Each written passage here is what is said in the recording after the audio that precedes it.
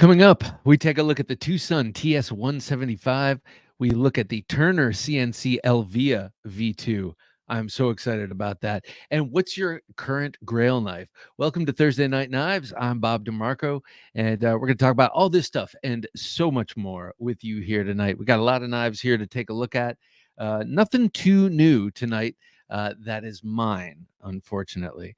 But I do have something really cool.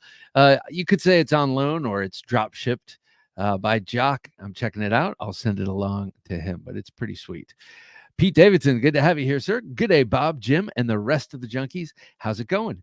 My Grail knife for quite some time has been a Bagwell Hells Bells Bowie. Well, you're aiming low, huh? Even an Ontario one will do, no doubt. No doubt. I would love that. Yeah, that's a huge Grail. And that wasn't even on my list, but that's a huge Grail knife for me. Pete says, I've been truly blessed and really want for nothing from my knife collection except that Bagwell. At least I have a Gambler. Yes, that's right. You mentioned that frequently.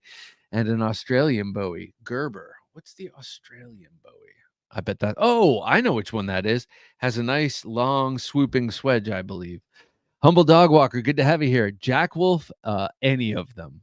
That's a good one. Actually, the new one that's out tonight, we'll take a look at. I showed that last week, but it's been incorporated in my daily carry. It's pretty awesome.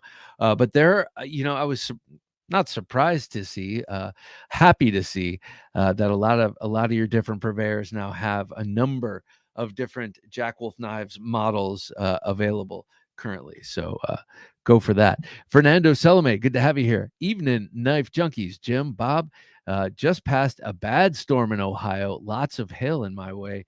On my way to West Virginia. Let's do it. Love you all. Well, Fernando, I forgot you're an Ohio man. Yeah, I've seen some funky storms in Ohio, especially up where I used to live, close-ish to the to Lake Erie. Sean, good to have you. Sean Low-Key, got my eye on an LT Wright. Yes.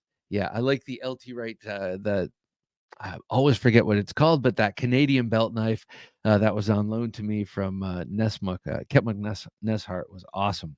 N. Conway, nice to have you here, N. Conway. Right now, lusting after the Chris Reeves Menandi. Excuse me, the ultimate gentleman's carry, no doubt. Who just had a Menandi video up? Someone that I like recently. I don't know. I'm feeling like it was Kevin Cleary, maybe, but he was like, "Wow, this is smaller than I expected." A small little gem, beautiful little knife. This old sword. How you doing, Dave? Greetings, good evenings, Bob. Let me start that again. Greetings and good evening, Bob and Junkies. Favorite Grail knife is my custom knife factory Terzawola Eagle Rock in red CF and S90V. That is a beautiful knife. As a matter of fact, the a Terzawola ACTF is in my top 3 Grail knives. This old sword says, or perhaps the Grail I don't yet own, the Hawk Deadlock. Okay, so now I have 4. Yes, that is a great one. I would love to have that. It's almost like well, I'm very much looking forward to checking out Microtech Blade Ogre. What's up? We have Chris. Hello, all. He says.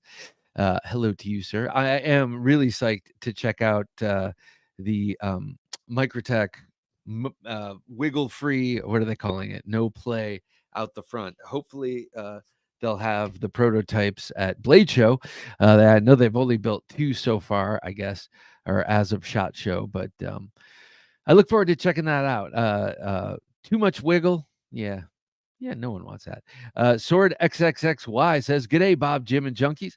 My Grail knives are the Ontario Bagwell Bowies and Greco Customs." I forgot about Greco, but interesting. We have 2 Bagwell, 2 people who say Bagwell on this.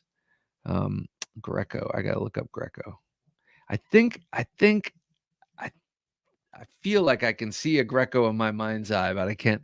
It's all gray and it's got a full full tang, and it's pretty tactical. Never Enough Knives 007 says, "Hola, junkies. Happy Thursday." Well, happy Thursday to you, sir.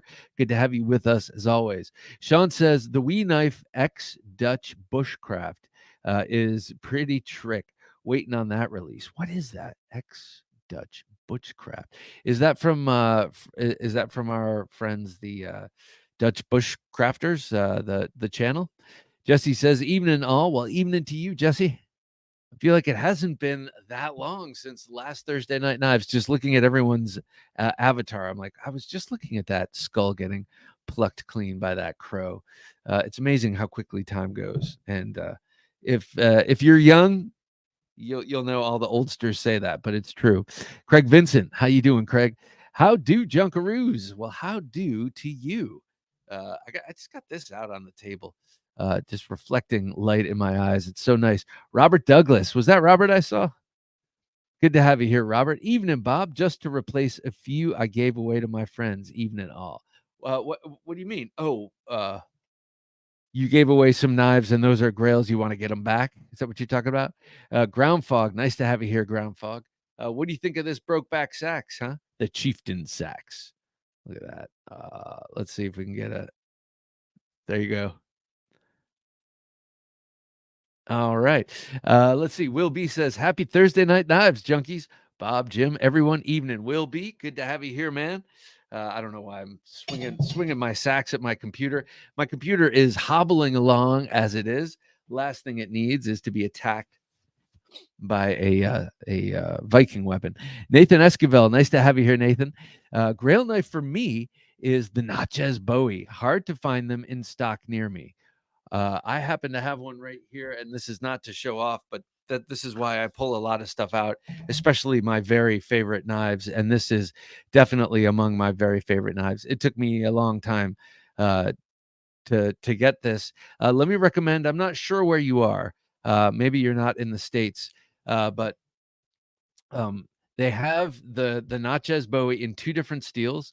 They have it in 3V, which is very expensive, and then they have it in this 4034 stainless steel. Here, let me put this under the knife cam so you can see it. And this is substantially less expensive. And the way I saw it is 3V. Well, I don't need 3V on this big Bowie knife. I'm not gonna let's see if we can get it. Yeah. Well, it's 4034 stainless steel. And my thought was, I'm not going to take this knife and baton wood with it. It is a cable tang, and I'm sure it can do it. But Davy Jones, nice to have you here. Hunter Jed Hornsbeak. Ooh, very nice. But I don't need the fancy steel on this, so I didn't get it, and it was over $100, but under 200 if I remember correctly. And I got it at either Midway or Chicago Knife Works. Both very, very good prices, especially on cold steels. That's where I go to get cold steels. So maybe that information changes the balance for you. You can get it in a less expensive steel from some places that charge a lot less. Again, that's Midway or Chicago Knife Works. Hopefully that works for you. Loyal Group, good to have you here, sir. Evening, gents, he says. Well, evening to you. Good to have you here. Humble Dog Walker says, the Gunslagger. Gunslagger. What's that? What is the Gunslagger? And then emojis. I love it. I was just gave a good lecture, top quality lecture today. It was sort of in jest. It was in fun anyway, about the overuse and the over importance put on emojis in my daughter's texting life. And I said basically we're going back to Men in the Caves. I hunted today, elk, me. This is me, and this is elk. I hunted, and that's kind of how we are with the pictures on our phones now. She's like, she couldn't just say that was funny or even LOL. It was laugh emoji with tears, and then like cry emoji with tears streaming, and then a skull. I'm like, what is that? She's like, that means is it? I'm like, is it so funny it made you die? And she's like, no, it's just like really funny. I'm like, because it okay. Craig Vincent, I have no idea what my grail would be. I haven't seen enough knives yet, but I'm trying. God knows I'm trying. 2 new cold steels on the way. Craig Vincent, warming the cockles of my heart. Look at this here. Let's go wide, Jim, if you would, look at that picture. Those are two pretty cool cold steels, very casually laying across one another as if two lovers on a picnic blanket in the summertime. Just basking in their sharp glory. One with a sharpened swedge, the other without. See, we need some of these differences. One with wooden old school handle, one with a modern handle. It's just beautiful. Pizza Love forever. Good to have you here, Pizza Love. My Grail knife is a Bastinelli ice cream scoop pick bronze skull. Very cool. Very cool. I mean, especially if you're an assassin and you've graduated to a certain level, and that's how you like to kill people, is a thing to the ice pick. But I got to say, have you seen Pizza? Have you seen Bastion's it's like a coat rack, okay, and you put it on the wall, and it's got three knuckle dusters just like the 1918 here sticking out of the wall, but one of them you pull out and it's an ice pick. It's so nasty, and he's been showing that off at the knife shows this year, and pretty cool. I mean, you got to do a little alteration to your wall and make sure you got some room for a spike, but I would make room for a spike for a Bastinelli coat rack. Yeah. Michael Young, nice to have you here, Michael. Grail knife is dark timber. Custom Peter Kohler makes some beautiful knives. I was just trying to figure out a way to reach out to Peter Kohler because I had a great conversation with him. He's this big, charismatic, he looks like a pirate kind of, and he had this bevy of like, knife hotties around him. I don't know what else you call them. And it was very cool. And I was talking with him, and I was like, I'd really love to have you on the show. And he's like, yeah, that sounds really awesome. Here, take my card. And I was like, okay, great. And then later I look, and the card has like no contact information on it. And then I tried to find contact information on through various, I DM'd him, and once I DM'd him on Instagram, like, he will not accept DMs. I was like, okay, this guy does not want to talk. And if he does, he'll come to you or something like that. But man, those dark timber knives are so beautiful. He had some big giant recurve buoy with a sub hilt, and I know he's not big on sub hilts, but it looked really cool. This Adder Bites, nice to have you here. This Adder Bites, and sorry if I just missed another comment there. Current Grail really coming to terms with what is actually needed in the collection versus mindless desire of amassing short-term gratification. Well, okay, well, that's good actually. So what does that mean? I'm kidding. I'm good. I was like, I don't know how to handle this. A Shiro. Never tried one out. Hey, that's a great. I've never tried one out either. I believe I handled a Shirogorov at Blade Show, but yes, I was just recently thinking of. I can't remember what number it was. But it had I think the F95, if that sounds familiar, and it had beautiful green micarta inlays, and it was from, I would say, like 2015 or something like that. Just beautiful. George, nice to have you here, George. That looked like a Dune salute. May your blade chip and shatter. Dune 2. Ooh, don't spoil it. No, I really I'm looking forward to seeing that. My wife has read all the books, and then the books that came after the books, and she's really excited. Loved the first one and loves Timothy Chalamet, the China doll. He's really good actually in that movie, but I said Timothy Chalamet. He's just a pretty man.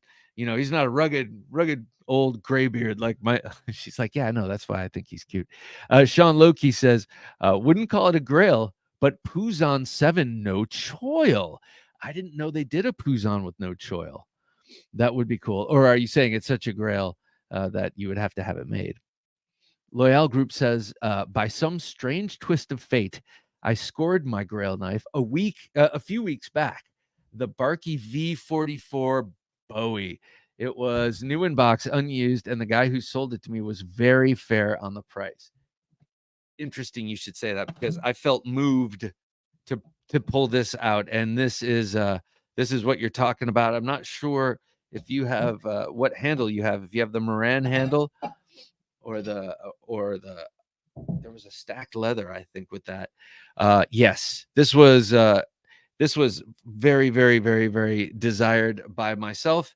And then a couple of years back, I think it was my 48th birthday or 49th birthday, my dad got that for me. And he heard he was a sleuth, unlike my dad most of the time, and unlike most guys who would just be like, "Hey, what do you want?"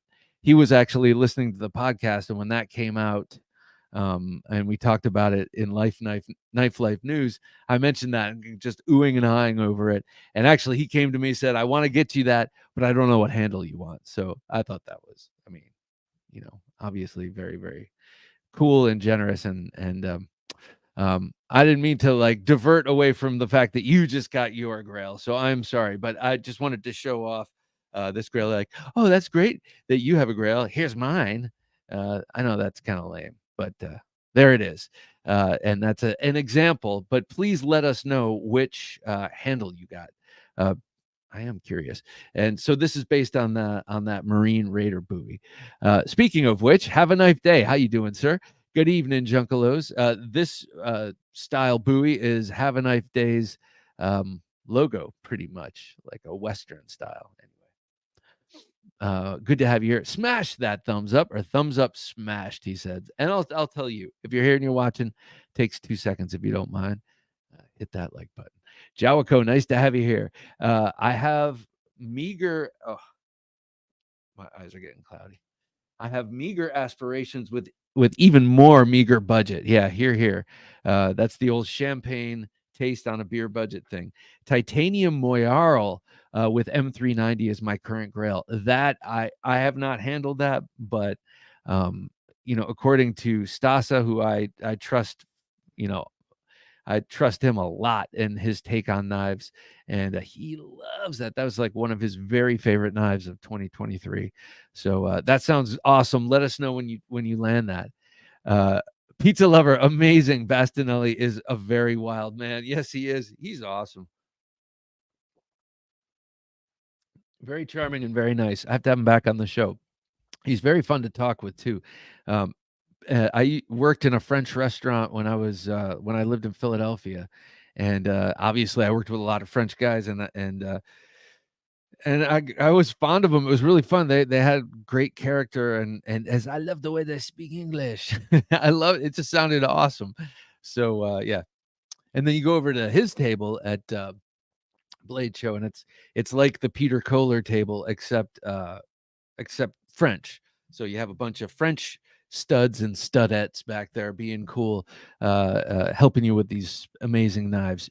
Jeff W., did the Natchez Bowie come in San Mai? I don't know. Maybe, I don't know. I cannot say.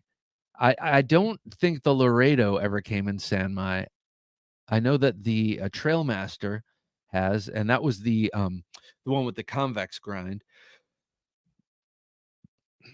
I don't know. I'm not sure. I think that would be back in the leather sheath days, which is my one gripe with the Natchez Bowie and the current Laredo is that they are just not. I shouldn't say just, but they come in the Kydex sheaths, and I'm not so crazy about the Kydex sheaths. So yeah, my current Grail carry is the VC Edge interface and the Buck 532 bucklock. Buck 532 bucklock. Is that a small? Is that like in the five? Is that like in the Prince line, like with the smaller lockbacks? I always like that. The 555, I think it's called, or something like that. Sorry, I know that was a very interesting conversation there, but I'm not sure which knife that is, but I like it. Because I think it's a small lockback with the wooden handle. Jesse says the Rosecraft Obed Bow Creek Trapper, Obed Creek Bow Trapper arrived. Cut myself shortly after. I was just watching a video about that today. I like this guy, Slip Joint Sawyer. He's a guy from England, and he's got that was just me imitating his voice. But I really like him. He's got a great slip joint collection because that's all he can have over there. And He loved that bow trapper, though it was he thought the handle was a little long for him. What do you think? Frank Kosiara, how you doing, Frank? Bowitamon, thick huggin' currently.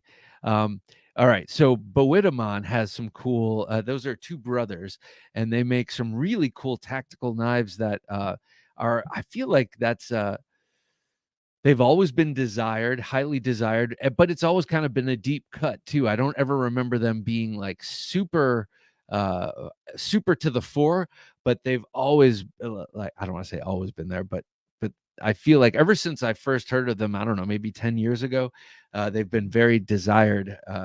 Their knives have been very desired. Lots of double-edged things, which I like.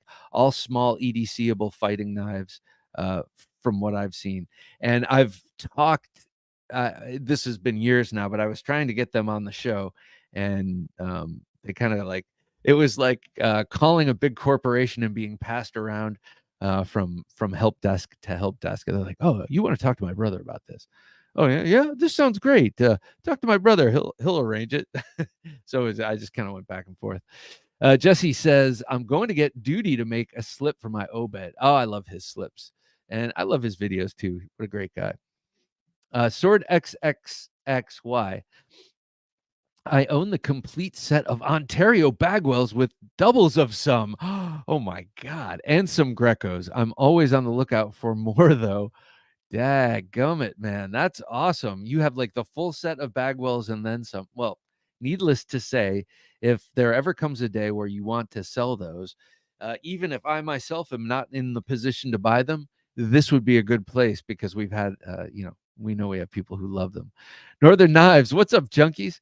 Great to hear from to be here for another Thursday Night Knives. Anxious to talk about some cool grails. Well, Mike, what are your grails? Let me know. I mean, because you walk around with some pretty sweet knives. If Thursdays are any indication. Bill Bobby, good to have you here, Bill. Unobtainable Grail, Null Knives Voodoo, less obtainable. Wait, I'm sorry. Let me start from the top. Obtainable Grail, Null Knives Voodoo, and man, what a beautiful knife that is. And that is besides. Sorry to interrupt, but besides this thumb stud on the amphibian, that is the only other irregularly shaped thumb stud that I love and think is genius. That triangular thumb stud. Less obtainable, Spyderco Para 2 Tonto. Where did those go? For now. Wait, those were out for a flash, right? Really great looking blades with the hollow grind and everything. Did they just disappear, or were those some sort of exclusive? I don't know. Let me know. Lord Tundran, good to have you here. Current Grail knife is the yeah. Melanica, right? Yeah, Melanica Puco. I believe Jim brought those up last week or a couple of weeks back because they've been mentioned, and beautiful Pucos, those Nordic do everything knives. And there was a movie, I keep mentioning it every time and I keep forgetting to look it up. It was out not too long ago about a Finnish guy, I think a guy from Finland who was fighting Nazis, and he has a whole bunch of them. And you see them used in gruesome and fighting ways. And it's like I never thought of the Puko that way, or those kind of Nordic knives that way. I always think of them as like the the superlative outdoor activity carving knife, and just to see them in that different context was really cool. I have to see that movie. It looks really awesome. Someone help me with the title. You got to know what it someone has to know what it is. I think it was from Finland, about this rogue who's fighting Nazis, just killing the hell out of them during World War II. Have a Knife Day says, just got my tickets for Blade Show Atlanta. Got to do that too. I got my hotel, doing the flight now. Oh, that's funny because I have a little post-it on my desk at work, and I guess it's not real yet, but I have to make it real because I've been in a couple of different hotels. I've liked them all, but I know where I want to stay, and that might be a tall order even at this point. Eugene Krabs, good to have you here, Eugene. Hey, Bob, carried a Warncliffe PM2 Oh, with the CH3507. So that's the knife that Eugene won 2 weeks ago, and we got his address last week. Man alive, I am drying out. This Outer Bite says, recently got the DLT exclusive Spartan Harzy folder. So nice. Join or Die special edition. How cool. In their newly run Magna Cut. God bless the USA. Amen to that. I have mine out. I love this knife. The Spartan Harzy folder is such a great knife. I've been toying around with the idea for so long of having it hollow ground, but I don't really need to. I mean, it's very sharp, but it is, it is definitely not slicey, but I don't need it to be. It's like my SMF. Do I need that to be slicey? It's hollow ground, which is nice. But no, it is what it is, and it's not a slicer. So I'm just gonna leave it to its in its own natural state. Fernando Salome says my Grail knife is Dawson Knives Warthog Arizona Black. I'm not sure which knife in particular that is, but I do like the Dawson aesthetic, I gotta say. And I've only really paid attention to them or really seen them just when doom scrolling Knife Center or Blade HQ, just over the past like 2 years, I'd say. But really nice looking combat knives. Loyal Group says, I wouldn't mind scoring a Tops tactical steak knife. Yes. Or the Ontario Journeyman. I'm not sure which one the Journeyman is. Is that one of the Bagwells? But that tactical steak knife, yeah, I lament it every time it's mentioned here. I had it in my cart many times. I was like, yeah, it'll be here. Robert Strevin, good to have you here, Robert. Hey, Bob, and all you junkies out there. I'm off. Oh, nice. I'm off of work tomorrow, so I'm able to catch the live stream. Excellent. I hope you're enjoying your evening up, and it's so nice when you get Friday off. It's even nice when just my daughters have Friday off, and I know that the next morning after Thursday night knives, I still got to get up at 5.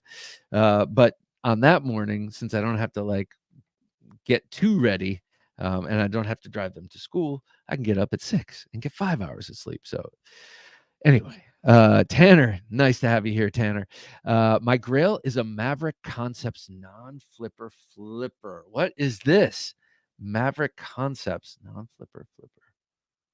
I don't know what that is. Is that like a super ultra tiny flipper like on a Matthew Christensen? Or what is that? Got to find that out. Eugene Krabs, look at you. Thank you so much. Retirement Forge Funds.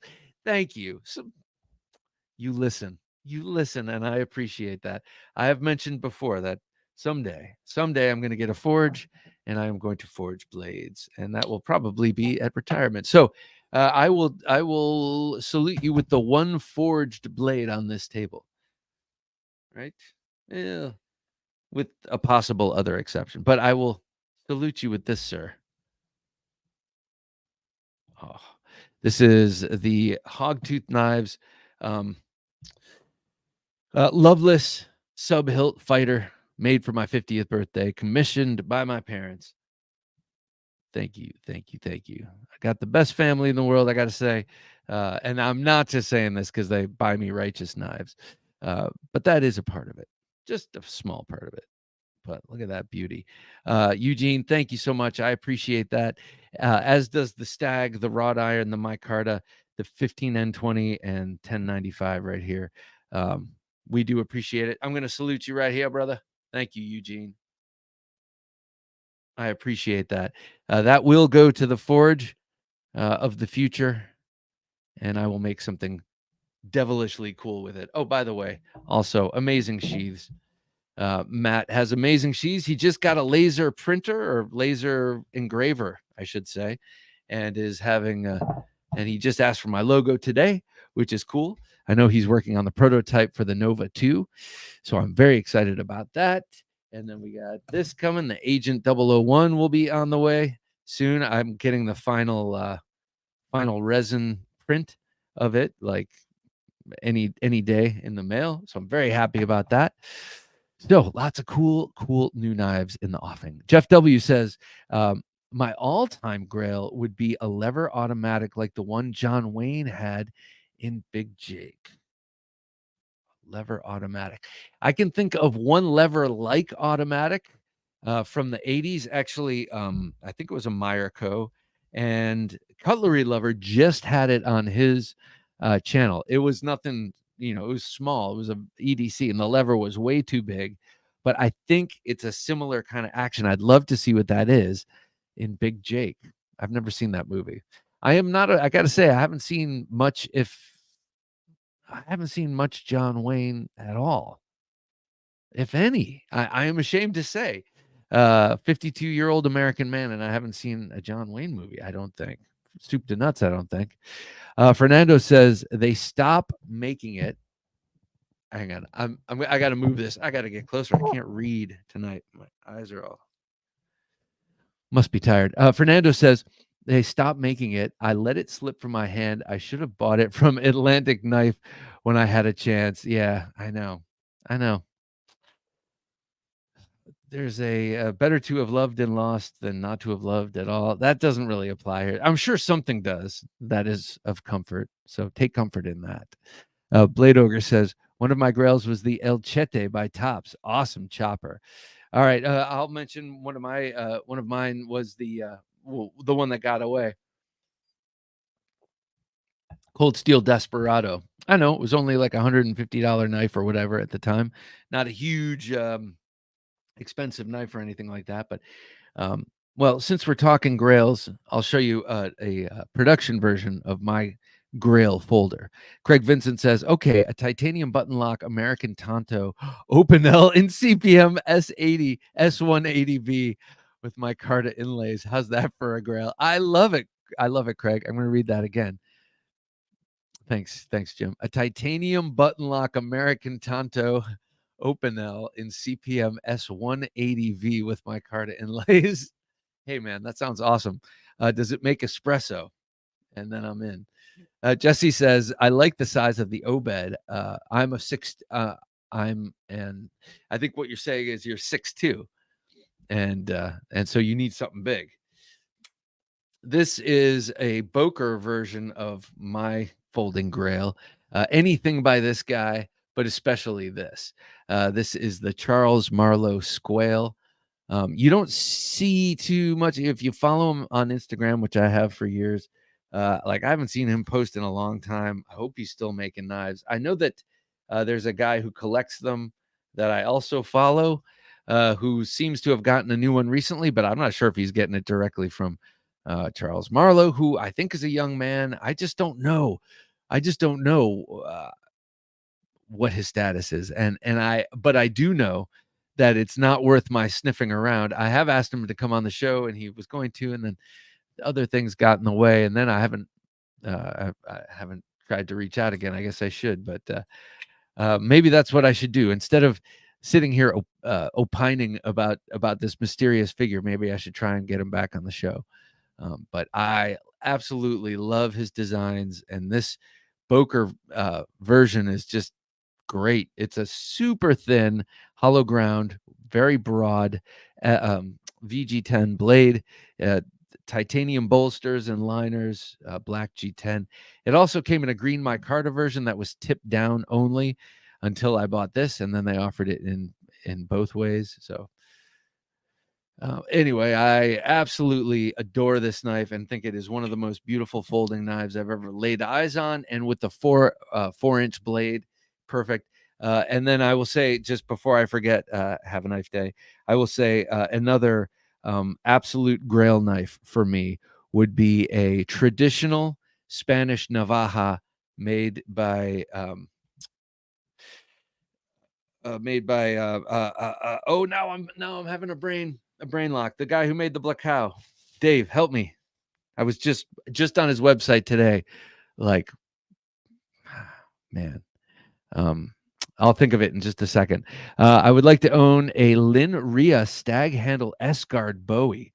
I will be going to Montana to visit Bearing Made. How cool. And order an S-Guard Sambar stag handle fighter. Oh my gosh, man, that's awesome. He does it right, man. You do it right. Have a knife day. Bearing Mate is awesome too. Wow. Very nice. Will be. I don't really have a Grail that I don't own already. I'm sure there are some that I'm not aware of. Yes, Will. There's one called the Nova 2. No, just kidding. Yeah, but well, that's the thing. And then you see someone's show, you see someone's channel, and boom, you're in love with a new knife all of a sudden. Pizza says, you guys would be surprised if you change your browser to like Russia and look at knife companies. There's so many nice makers outside of the US. Oh yeah. Oh yeah, definitely. South Africa has a gang of them. Poland has a whole bunch of great knife makers. France has a whole bunch of awesome knife makers. I met some from Italy. Well, a couple, two people, like a man and woman couple, who make knives in Italy. I hadn't met too many others, but well, we all know that they have the big manufacturing center there. But yeah, lots of great stuff happening in even in Ukraine with SB knives. I'm me. Good to have you here. I'm me. My Grail is the steak knife from Capital Grill. If you know, you know. Capital Grill. The steak knife from Capital Grill. I don't know, but I do know that I never used the steak knife given to me, even at a place as fine as the Capital Grill. I would have to be using my own. Bill Bobby says Paratonto were a Blade HQ exclusive, as far as I can tell. Okay, so they had the M4 blade steel and the Jade micarta. Jade, that's the word I was looking for. Never Enough Knives 007. Just saw it. Awesome movie. Okay, I can't wait to see it. Sisu. What is Sisu? Is that the name of the blade? Just saw it. Awesome movie. Oh, Sisu is the movie. Yes. Okay, I thought you were talking about Dune 2. Yes. Yes. And thank you, Jim, for going back and forth. That helped jog the old memory. That movie looks awesome. And there, I believe there's a scene where he puts a puko through someone's head.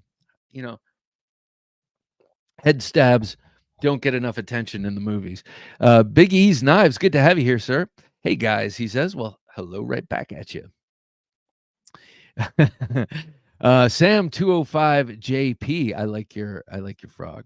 Are you planning on any more Nova 1 drops? Okay. No more Nova 1 drops. I'm going to be doing a Nova 2 drop, different blade, same handle, same size. And so if you like the Sachs or the Wharncliffe, you will like that.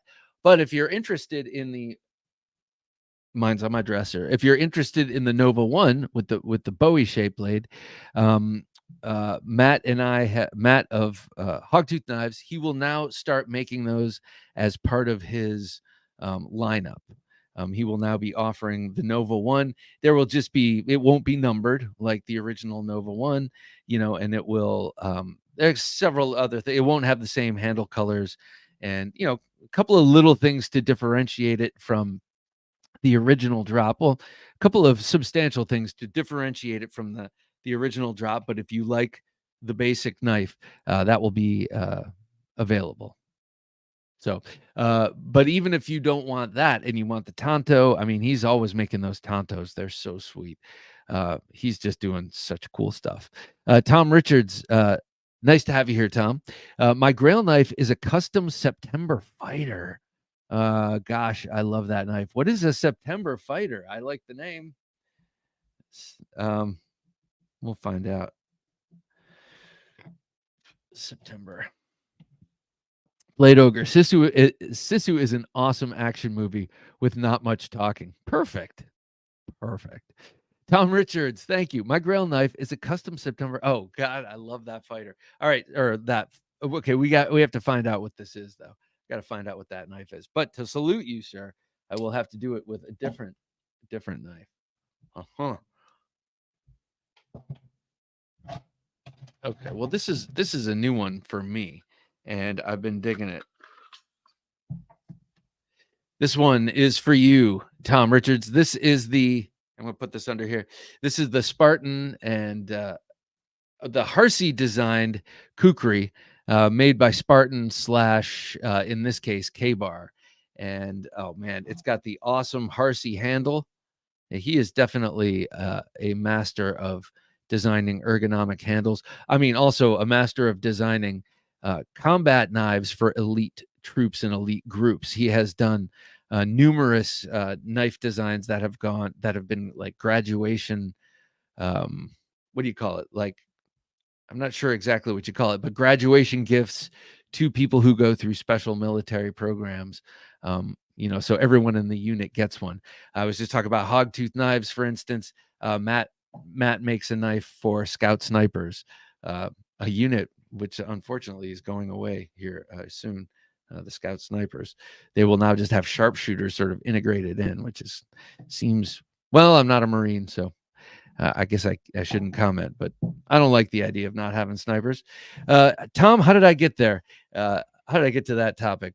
Anyway, I just wanted to show this off before I salute you with it.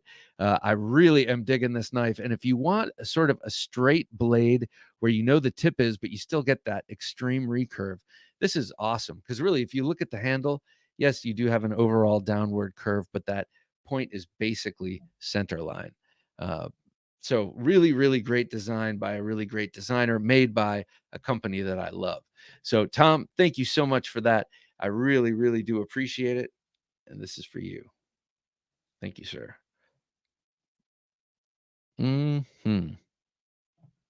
All right. Dick Richards, good to have you here, sir. Jumpmaster 2, IW mine. I'm not sure what the is something mine, but a Jumpmaster 2. Jumpmaster 2. What is that? Dick, just remind me what's the Jumpmaster 2? I feel like I know what the Jumpmaster is. But I keep seeing, for some reason, the old school Gerber, not Gerber, but the old LMF or whatever it was. Yeah, I guess that was a Gerber, or the Buckmaster, something like that. Let me know what it is. Or is it a shoot knife? I do love the old shoot knife. Sam 205 JP says, what do you think of the Winkler belt knife? Is it worth the money? I'm thinking of getting one. I mean, I would say that if you like the design, I don't own one, but I had one here on loan. I had the striker version of it, so it was a little bit thicker. And and a buddy of mine where I train martial arts actually carries that belt knife in the front pocket. He's a big dude and has it clipped on. I would never be able to carry it like that. But I've had a chance to handle it, is what I'm trying to say. And it is very, very well made. I mean, it is like, yes, yes, in short, yes, it is definitely worth the money. It's going to be about 300 something. But it is worth it. It's made in a small facility in North Carolina by a legend, who is trusted by people whose lives rely on those knives. And what I think is also cool, and this is just my take on it, but another thing that's cool about Winkler knives, especially with their popularity with, say, the Navy special operators, SEAL teams, and such, is that they are very old school looking. Walnut handles and carbon steels and very simple sort of trade knife designs. And they are very well loved by these guys who have all the highest tech gear out there, but still they go for this knife made by a former uh, you know Revolutionary War reenactor. That's how he got into knife making. He's a really brilliant guy, and his knives are awesome. So I would say if you like the way they look, yes, it is worth it. And also, I would imagine that you will make your money back on the resale of that knife, at least. Tanner says the non-flipper you press down on the top of the bolster and the bolster rotates and flips out. Oh, okay. Oh, cool. Kind of a little bit like the whisk, kind of like a slide or like a scale release, except a bolster release. I have an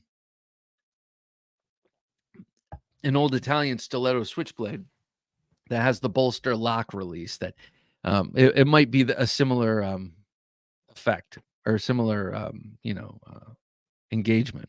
Dick Richards says, Watch Keoma for the knife throw he makes. It makes the whole movie worthwhile. Keoma. Okay, what is this? Makes the whole movie. Okay, what is this, Dick? You're full of mysteries here. Keoma. I should know what that is probably, but oh, Killers of the is that the new Scorsese movie? Northern Knife says, my current Grail is a folder I designed. We are currently prototyping for Three Dog Knife. How cool. A recent Grail that got away was the 520 by CKF and P. Georget. That was a cool one. A lot of people went nuts over the 520, and then they made the smaller one, right? But tell me about the knife you're prototyping. Like, give us, you don't have to show us the design if you don't want, but give us something to imagine. I'm very excited about that. Craig Vincent says, in my short time in this hobby, it seems to me that the goalposts will be ever moving. In terms of the, unlike the movie Highlander, there will never be just one. I think that is totally true. I have been, I was thinking about how there have been periods of time where I've really wished I had like one or two, and I carried the same one every day, and it really got worn in, and I really loved it.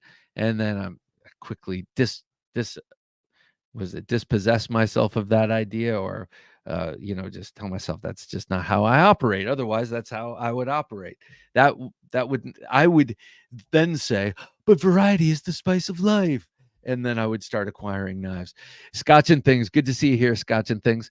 The Mick Strider Customs XL D was that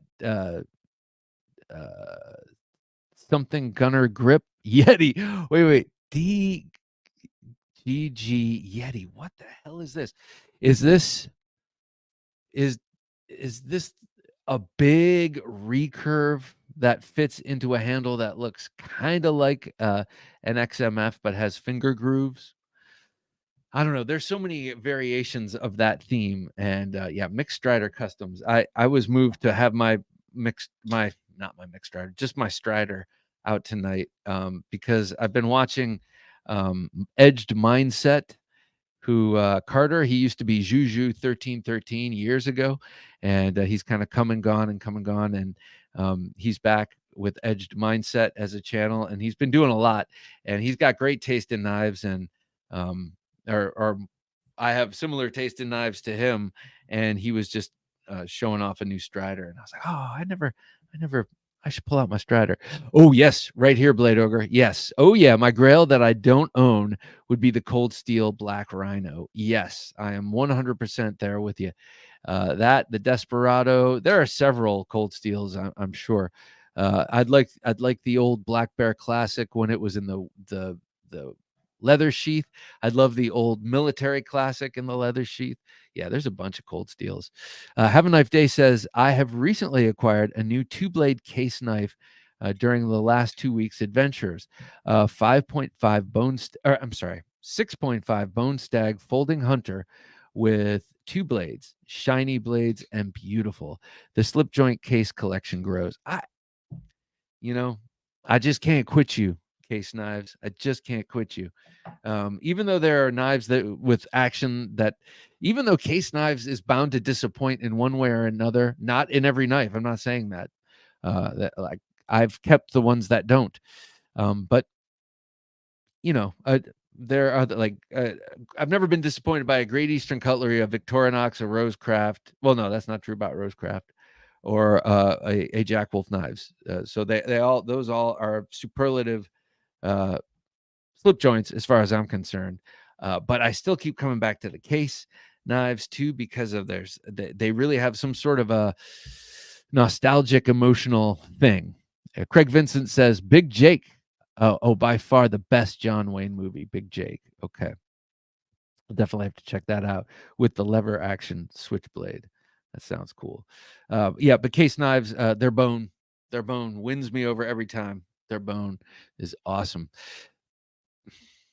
You know what I mean? The way they dye it, the way it's colored, and how they jig it. Gus Beck, good to have you here, Gus. Good evening, junkies. Today I was sick at home. I hope you feel better, or I hope it was a personal day sick at home. But in any case, I'm sure you were actually sick, and I hope you're on the mend. But I played with the XM18 3.5 inch, the amphibian, yes, the Emerson EX100, very cool knife, and the CRK Chris Reeve knives, large and cozy, large Sabenza and small Sabenza. So I'm a happy dude. That's pretty good, man. A lot of washers in that lineup. Like the washers. Sean Loki says, literally cut myself on the Boker Squale not too long ago. That's funny. It's a very damn sharp knife. Oh, good to have you here, Blade-tastic Knives. Two of my Grail blades are the Samurai Bowie by Christopher Linton and the Sakimoro blade by Kiku Matsuda. Ooh, that sounds cool. Oh, man, if you don't know Steve Price, he's got an awesome, awesome collection. Yes, thank you. Miguel Barbudo. Thank you. Thank you, man. Yeah, Miguel Barbudo. Also, you want to patronize cool people, and he is a very nice guy. And yeah, so Miguel Barbudo, definitely one of his old school Spanish navajas, oh, or anything that he's made for sure. Beautiful lines to everything, but those are just exquisite. Gus Beck says, my Grails are custom from Laconigo, Terzuola, Anzo, and Arno Bernard. Ooh, nice. That's a good lineup of master makers. Five Door, good to have you here, Five Door. Greetings, Bob, Jim, and Junkies. Grail, 5.5 inch Old Dominion Chupacabra. Yes, I love Old Dominion knives. And I actually had the chance to. He's not that far from me. He's down in Richmond, but I had the chance to actually hold. His name is Casey. His knives at Blade Show 2023. He had a table. I think that was his first time. And man, they are built like they look, just stout as hell.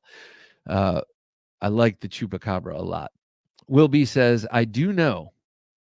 I proposed at I proposed at Capitol Grill, and it's one of the few places I don't need my own steak knife. How awesome is that? There's a Capitol Grill close to where I work. That is amazing. If you know, you know. Are they like La Grille knives? I'm wondering. Oh, geez. Well, first of all, Tom, thank you again, sir. Thank you. Ultimate all-timey Grail. I said timey because you put two E's, and that sounds like emphasis. Is the Dan Keffler Super Assassin? If that's the one I'm thinking, is that the short sword, the short double-edged, the short sword with the double? I mean, his stuff is so cool. Tom, did you see the episode where he was on here? He was on the Knife Junkie podcast, not on Thursday Night Knives, but on the interview show for an hour talking about his stuff and showing it off. And his stuff is awesome. I'd love to have a Dan Keffler. But I am going to salute you, good sir, with, almost lost that, with a tomahawk. I am going to salute you with this Wingard Wearables back ripper tomahawk. It is this is not a cast head. This is a blacksmithed head or bladesmithed head. It's got a sharp inner edge here for tearing, ripping, grabbing, pulling, trapping, and general mayhem. And it's got that curve, that overall curve shape, so you can, with the sheathing system, carry it in the waistband and have this run down your leg. Very, very sharp head, angled at such a way that it perfectly complements the arc of your wrist and elbow and shoulder, and lands that buries that blade in every time. This thing is cool as hell. I love Wingard Wearables. Almost all of their products. I have many of them, especially their tomahawks. And this one is beautiful. Nice hickory handle, grown and harvested in Pennsylvania. Whole thing made in America.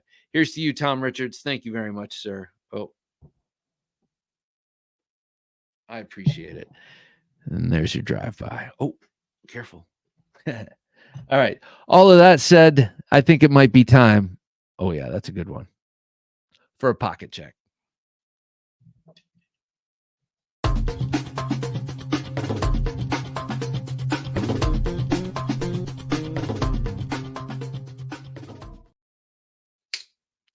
In my front pocket today, front right pocket, was the knife that I traded with this old sword.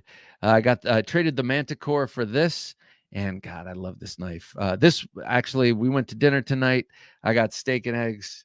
I love breakfast for dinner, and I left of course, I labored over which knife to bring and cut my steak with, and then I left it in the car. So I ended up using this, and of course, it cuts meat very, very, very, very well. Um, also, waffles, but I know that from a different SOCOM. Uh, this is just great. I love it. I'm so impressed with Microtech's builds and everything. And this is a 2018, and I don't know what I've heard people say. Oh, their quality. I shouldn't put it in that voice. I've heard people say that their quality control has eh, has taken a few hits recently. I was happy to see that this is a 2018, but um, also I got this Manticore. I mean, this amphibian, and this was made yesterday practically, and it is so well made. So I don't know about the whole quality control thing. I mean, I do know that people have probably factories have off days, so there will be a lemon or two, but on the whole, I don't know. Still have a lot of faith in Microtech. Their stuff is so awesome, and clearly, I'm going through a little Microtech phase, so be gentle. Really nice clip. I've always liked the clips on the SOCOM Elite because of the shape, because of the way they bend in like this, and then the way they are cut out for the pivot. It actually makes them great for khaki pants or any sort of jeans have the pockets that are pretty much horizontal, and khaki pants or any sort of dress pants have pockets that come down at a slant. This kind of clip works perfectly on that. And I always like the crimp in a clip, like on a Sebenza or on these Microtech clips. All right, so I had that in my front right. I had this in my left pocket. And sometimes clipped to the back pocket on the left side. But this is the new Gunslinger Jack from Jack Wolf Knives, backed by popular demand. People went nuts over this first one. The first locking flipping knife by Ben Belkin and Jack Wolf Knives. People went crazy for that one, and have been asking for it ever since. And so came right back with this one a few knives later, and different covers this time. Two carbon fibers, one sort of knurled titanium. This beautiful wood. I was gonna say cocobolo. It's not cocobolo. It's ironwood, and then a kieranite, purple kieranite. Look at the wood on this. It's so beautiful. Right next to that dark blasted titanium, and this one has the clip, and it's a nice shiny sort of polished clip on the top and blasted on the sides. It also shipped without the usual leather slip, but included a filler tab in case you do choose to take the clip off of this and put it in a slip. But I'm going to bring this over to the front camera to show you the action, because it's pretty nice. I would say that this action is better than the original Gunslinger and better than the Late Night Jack. The Late Night Jack is also a front flipper and very, very cool. But this one has the best action. To be fair, my Midnight Jack has a coated blade, and we all know coated blades sometimes take a little longer for the action to get super smooth, but this action is just incredible. The long pull on this knife really works great for the reverse flick with your middle finger, but also is really great on a slow roll like that. So, yep, love this knife. Really, really thrilled to see the success Ben is having with his knives, and love this one, and was not surprised. Well, was a little surprised to see it come back so quickly, and then I thought, of course, I mean, that thing sold out immediately. So give the people what they want, as the Kinks would say. All right, next. I did not carry a fixed blade on my person, but I had this in the waistband since, as I mentioned, I'm in a Microtech mode. I had the Ultratech on me. This is a double edge with the serrated top edge. Action in this has broken in. It's still pretty rough. Like I I handed this to a couple of grown men not too long ago, and saw a couple of these here, a couple of this, like the double thumb. And I will admit, it's not the most comfortable button, and you know, if unless you're used to like flicking these things, you might not know exactly where to put your thumb for the least amount of discomfort. That said, this has always been a very stiff Ultratech. I have a feeling that's probably, um, I don't know. That's probably why the person sold it. It was so perfect in every other way, but just the action. But to me, it's made my thumbs stronger. It's made me a better man, and now it's opening a little bit easier, I feel like. Is that because I got stronger or because it got weaker? I think the only answer to that is yes. I love these for all Microtechs. Well, maybe not all Microtechs, but these two in particular make great. It's almost as if they were designed without a blade, and then they added the blade, because they make perfect, pain compliance, or Kubotan type devices. You have perfect place for your thumb. Actually, the non-automatic version doesn't have this little hump, or it's set differently, so that it feels a little bit better. But that, and then this right here, perfect for, just cap that top and use the glass breaker, and it could be a non-lethal weapon or a noggin knocker or whatever you want to call it. Okay, next up, I had a slip joint in my pocket. I had the old, it's not the old, it's the new, the Cane Creek Jack from Rosecraft Blades. A really, really excellent knife. This is a knife inspired by by a Sheffield company, and I can't remember the name of the company now. I had it memorized for a minute. It was something and Sons, but very cool. The Lusahatchee Jack also was a knife that was designed after a Sheffield, England company's knives. Two very different, very distinct clip point blades. I really like their stuff. Now, I have avoided getting everything of theirs. Like when they came out with the Bow Creek Trapper and the Gunstock Jack, I was like, okay, don't get the Gunstock Jack. You have a bunch of them. You don't need to buy that Gunstock Jack. And then they came out with the one they came back out with the one that's got the little pry bar on the end, and I might have to get that. They came out with the Obed Creek Trapper, and I went crazy for that. I like the skull and everything, but then I thought, maybe if they come out with that later in like orange bone or something, one of those beautiful dyed bones that they come out with, maybe I would be more drawn to it. But okay, I had one other knife today, and of course, this was not on me, but this was for extra emotional support. This was my EESK, and yep, Adaga from my Espada Idaga set, from traditional Filipino weapons, and it was riding in this beautiful sheath that my brother made for this. He made a sheath for this, and then the sword. Here's the sword. I did not have this on me today, but here's the sword version of it. And these are great together. And I know Dave. I think Dave has this pair, or they made two different pairs at at that place, and Dave has a set too. And they're beautiful. They're so well made, and I love this. They're nice to break up too. I love this just as a knife itself. So I had this in my bag today. It's very quick. It's got about an 11.5-inch blade, and it really moves around, very maneuverable. And And I love the sheath my brother made, so I don't know. I just felt like having it on me, so I had it not on me, but near me today. So that was my lineup. What was your lineup? If you haven't told me already, because it took me forever to get to this pocket check, let me know now. Yeah, that's right. Let me know. Do you have an EESK? Do you have something that is so ridiculous it just gives you extra emotional support?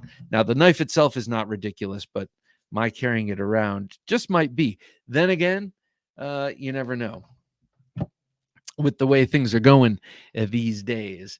At least I don't live in Pittsburgh. Rob Strebin says, knife, bat, or gun. What are you grabbing first if need be by your bedside? Does your wife have anything she can grab next to her by her bedside?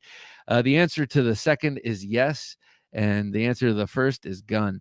Though I've had to really kind of train myself, because my first instinct is to get up and grab nothing and then grab a knife on the way out. And that's not, because I've had a few occasions where I guess I lurched out of bed and kind of knew that it was nothing, but still had to check and didn't follow the right protocol. So I've changed that, because you want to treat every, if you're getting out of bed because you hear something, you may as well show up, show up to the party properly accoutered or whatever. Loyal Group says, before it was offered by Work Tough Gear, I had the chance to score one of Alex B's original Kodiaks. It was around the time of the pandemic, and I passed. I have always regretted it. Loyal Group, it may come back to you at some point. You might be somewhere or be looking somewhere right at the right time. Just don't give up hope. Dick Richards says, Spyderco serrated jobby. Oh. So light, so thin, so awesome.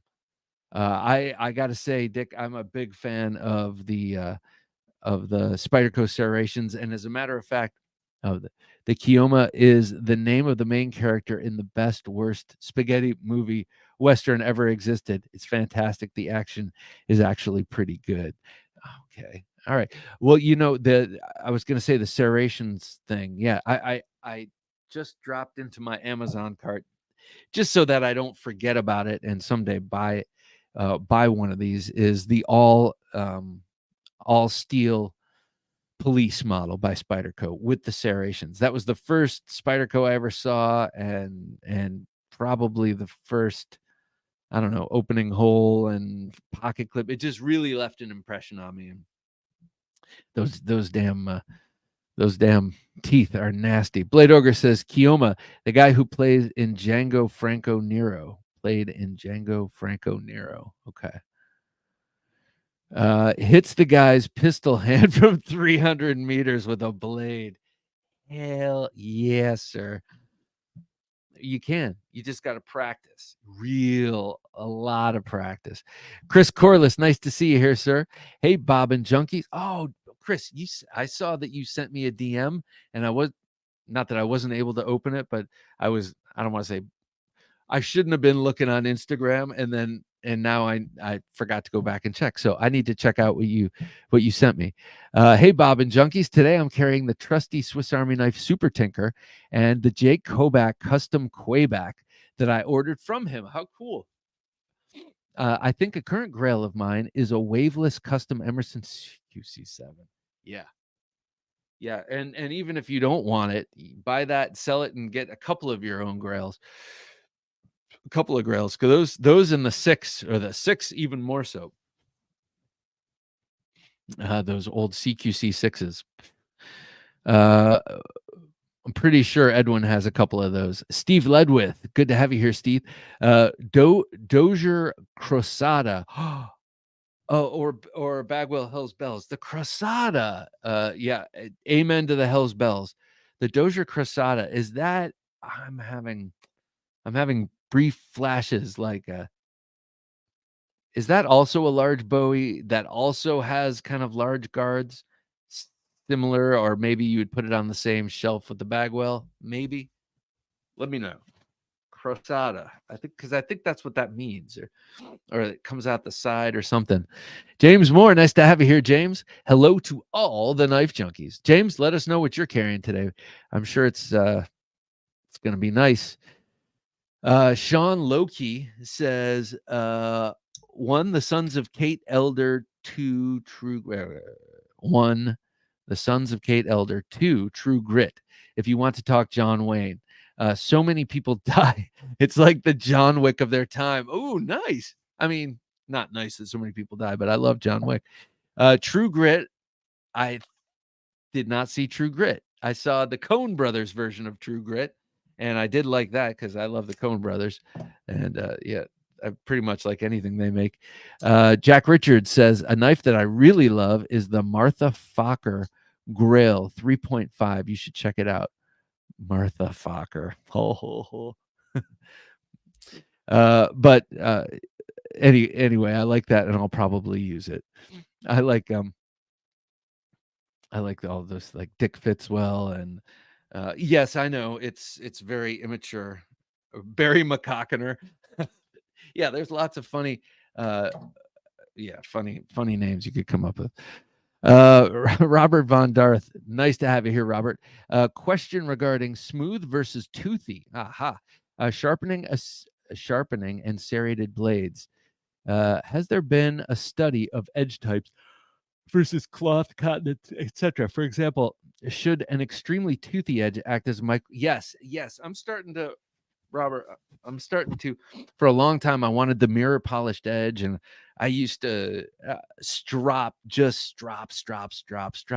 and like really like making these knives razor sharp, but they had no tooth to them, no edge. So yeah, you're right. Like on cotton rope or on something like that, it requires more pressure than a sawing action. When you're cutting something, when you're cutting your steak, you're not pressing straight down, you're sawing.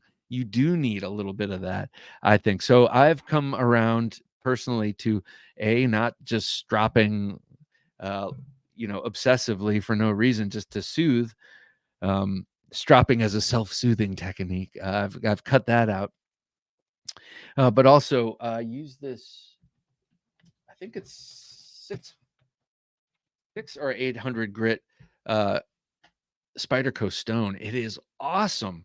And you can just put a nice something that's already sharp. You can give it just a little bit of toothiness, and it will grab. As far as serrations, let me just say this. I was watching a famous video on the D-Ring channel. I think it's D-Ring. He's a guy who's worked a lot with Microtech and did an abuse to destruction test of the Microtech SOCOM Elite, and it went against the SOG, and the SOG bowed out like almost immediately. But it was really cool to see how incredibly sturdy and durable Microtech knives are. But the guy himself who was doing the test kept pulling out his, or a couple of times for reference, pulled out his 19-year-old SOCOM Elite, and it was the clip point with serrations. And he said in the 19 years, he's like, he has, as a farming, I mean, he really uses this knife. It's like a real EDC. And he broke the tip, so the front has been reshaped by Microtech, but the serrations are the same and have never been sharpened. And he showed it off, just one pass going through rope, that it took a knife exactly like this, except it was 204p, that had done a little bit of work, and he had to saw through it 15 times, I think, to get through it. And it wasn't that the knife wasn't sharp, but the edge itself, well, not only did it receive some dulling in the previous testing, but it was not a toothy edge at that point. So and just a straight edge. So I'm loving serrations these days. Although I did start to love serrations again purely for their menacing tactical effect. But now I'm seeing, especially through that video, how it can be great to have them because they can just outlast a regular edge. Gary Bucquo. Gary says, I just wanted to say that hanging out on your show and listening is pure pleasure, brother. Thank you, Gary. Besides my butchering your name, I really appreciate that, man. It's pure pleasure for me to sit here in my den and talk with you guys. It really, really is. And I hope you all are out there doing something also. I mean, if you're just sitting there glued to the screen, that'd be great. But I always imagine people out there listening, probably talking to their screen, occasionally commenting, but doing some other activity, painting the wall, sharpening their blades, getting ready for the next day, whatever it is. Dave says non-grails, but loved with me today. The Riat Tiger, that is a nice looking damn knife, man. I just saw that on your Instagram, I don't know, a couple days ago. That's a nice looking knife. Riat Tiger in grooved titanium and M390. The Tucson TS510 Snake Shadow. That's a nice one. That's that looks like a high-end Tangram. That looks like a high-end Tangram Santa Fe. That blade, plus a flipper, and that amazing inlay on the handle. Very nice knife. The Kaiser Momo, like Missouri Monster, right? That's their Bigfoot. But that Momo, is that the one that's the integral G10? Microtech Stitch Auto, Compliance Edge, Copperhead Fixie, and Best Tech Malware. Man, nice carry today. I mean, you always have nice carry, but you got me with those last, with the last four. Blade Ogre is carrying the Clever Girl, the Spidey Chef, the Appalachian Drifter 2, the Case Clasp knife, which incidentally or coincidentally is like the non-locking version of your Grail, the Rhino, Black Rhino, the Blue Sodbuster, the LT Right Knives Switchback, Cobra Tech Hidden Auto Bone Trapper. Ooh, that sounds cool.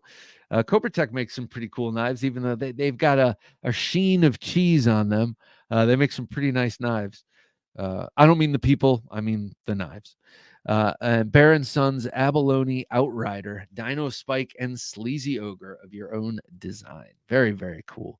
Always about 10 knives from Blade Ogre. Love it. Robert Von Dar says, my Grail blade, an original 16th century Dussek from Norway. What is that? What is that? Jim, any chance you could look up a Dussek from Norway? I'm wondering, but that sounds cool. And yeah, I mean, if we're talking all-time Grails and stuff, this was definitely an all-time Grail, the 1918 historical things. Yeah. I'd love to have an original, some sort of a real old school buoy. Gary says, I do have to say, Bob, that I just bought a Grail knife from Jed Hornbeak. Which one did you get? Gary, which one did you get? Let me know. Someone just sent me a picture that they just got the Kermit, the double-edged Kermit, the one that looks like the Gladius. Oh God, that's so cool. I really, really like Jed Hornbeak knives. I know Dave was talking to me about, he loves this knife, and his stuff is so awesome. Stephen Clayton, how's it going, good sir? Good evening, Jim, Bob, and Junkies. Stephen is our TKL knives aficionado. He loves the TKL knives. Well, what do you got on you today, Stephen? Dick says Spyderco Domino and XHP, also a Grail knife. That is a cool one, the Domino, but specifically an XHP. Specifically an XHP. Ooh, look at that. Thank you, Jim. I appreciate that. Yes, indeed, Robert. That does look like a sweet. That is a Grail knife. I love the Esquilians. I love the handguard. Do you know Robin's sword? And I think there might be a number, but he's a guy who knows a hell of a lot about medieval weapons and fencing and HEMA, historical European martial arts, and he has got a crazy collection of swords and armor and stuff. And also, he's kind of old timey. Always wears a suit, and he kind of talks a little bit like an old timey guy. And but he's a young dude and fascinating, smart. You might like him, Robert, because he talks about really cool sword stuff, especially in his shorts. He'll show some type of sword that you just have to know swords to know, and he'll say, "Do you ever wonder why this little flange is here in the handle of this 16th century rapier? Well, it's to put your finger here so that you get," and he'll go into it, and it's fascinating stuff, even if you don't know much about swords or have those swords. Mark Herrera, good to have you here, Mark. The Buck 722 Spitfire with Lynch clip and Manly Wasp in 14C28N. I remember the Manly Wasp. And that Buck Spitfire seems to be the favorite knife of this guy I've been watching. I love his channel. He goes by the Knife Doctor. And I believe he's out of Georgia. But I think he's a farmer. But he collects and receives from his viewers old, oftentimes busted slip joints, and he doctors them up and fixes them, either sells them or gives them away or keeps them for his collection. But very cool, taking those old things and making them new again. Because all these knives, like look at all the knives Steven had on them today. Those will all get old too. They will outlive Steven, no doubt. I shouldn't say no doubt. They might end up in a smelter, heaven forbid. But my point is, all of this stuff will get passed around or passed down. And the longer we go, the more, the world will be flooded with this particular type of ephemera. And that's just kind of exciting.